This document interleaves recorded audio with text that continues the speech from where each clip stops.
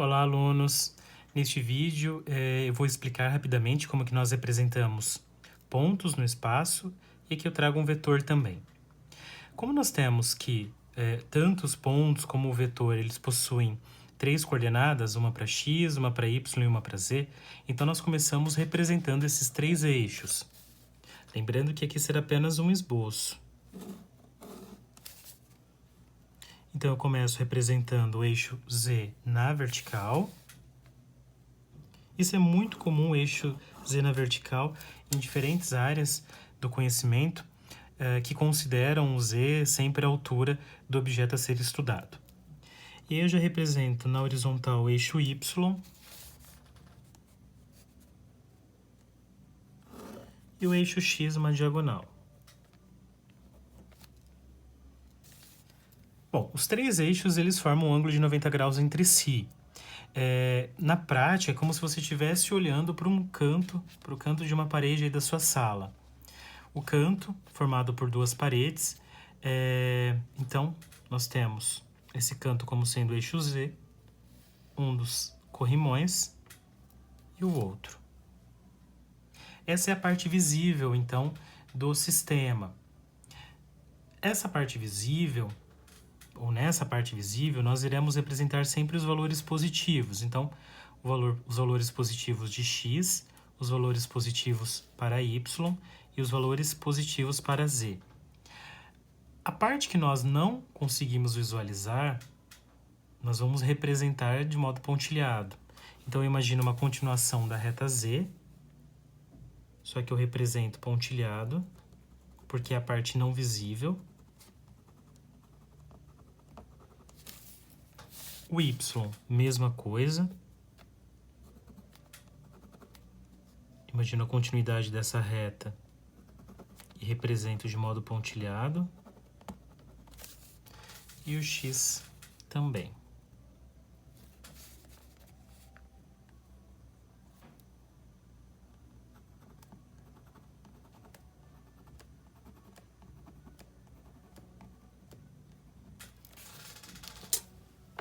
Feita essa representação, vamos então à representação do ponto A. O ponto A ele tem coordenadas 2 para x, 2 para y e 2 para z. Essa ordem sempre deve ser respeitada. Então, primeiro a coordenada para x, depois a coordenada para y e, por último, a coordenada para z. Tanto no ponto quanto na representação do vetor. Então, nós localizamos o 2 no eixo x. Como o 2 é positivo, é a parte, então, contínua.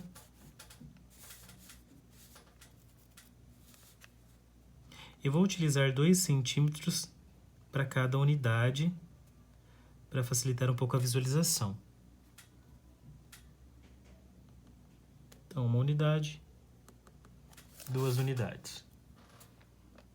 Localizado 2. Agora eu preciso do 2 no eixo y. Mesma coisa.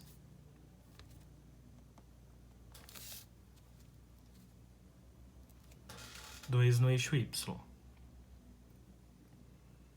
Bom, e 2 agora no eixo z.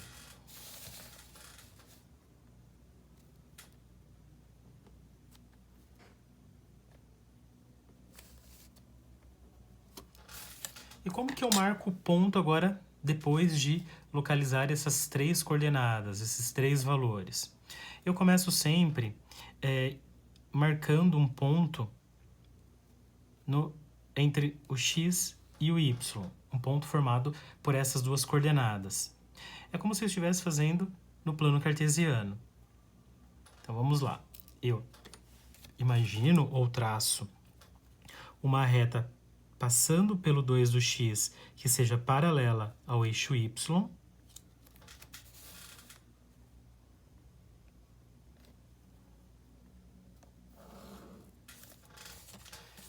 Então, veja, uma reta passando pelo 2 e paralela ao eixo y. E agora uma reta passando pelo 2 do y, que seja paralela ao eixo x.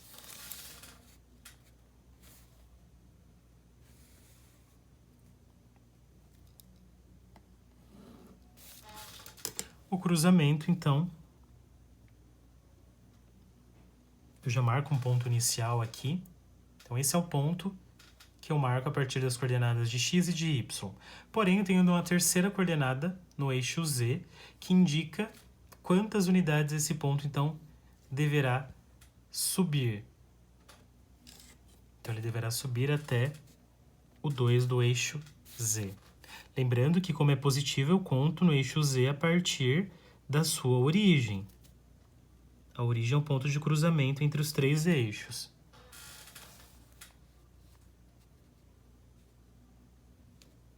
Eu subo até o 2 e tenho a marcação do ponto A. Agora vamos ao ponto B, de coordenadas menos 2 para o x, 1 para o y e 3 para o z. Menos 2 para o x, 1 para o y, 3 para o z. Então, começo localizando o menos 2 no eixo x. Então, como é menos 2, é a parte pontilhada do x.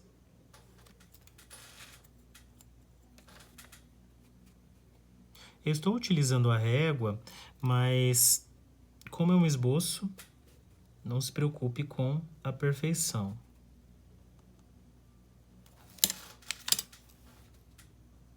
Então, menos 2 no eixo x. O 1 do eixo y é na parte positiva mesmo.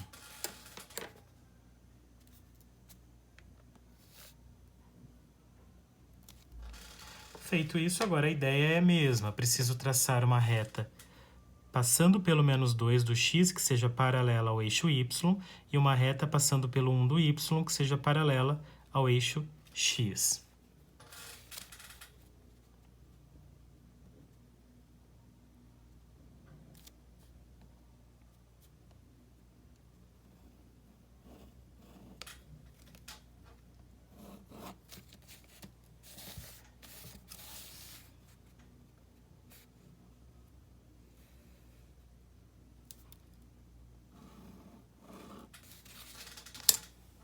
Então, nesse cruzamento já tem uma primeira marcação, e aí esse ponto ele sobe quantas unidades?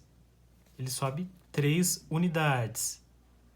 Então, eu preciso subir até o 3 do eixo z.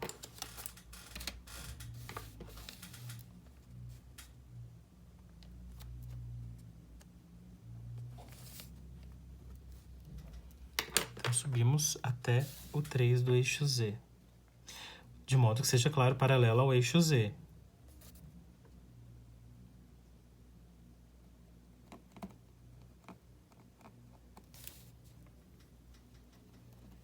E aqui eu tenho a marcação do nosso ponto B.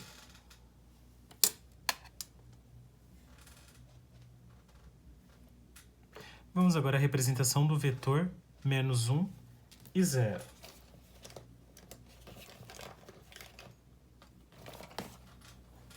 Então, o vetor ele tem coordenadas menos 1 para o x, 0 para o y e 2 para o z. Então, localizamos primeiro o menos 1 no x. O menos 1 no x, a parte negativa. O 0 no y, o 0 do y coincide com a própria origem. E o 2 no z, nós já temos marcado. Bom, analisando entre x e y, menos 1 e 0, como uma das coordenadas é nula, que é o y, então a marcação inicial eu faço apenas no menos 1. E a partir do menos 1, eu já subo 2 unidades para o z. Então, eu subo até o 2.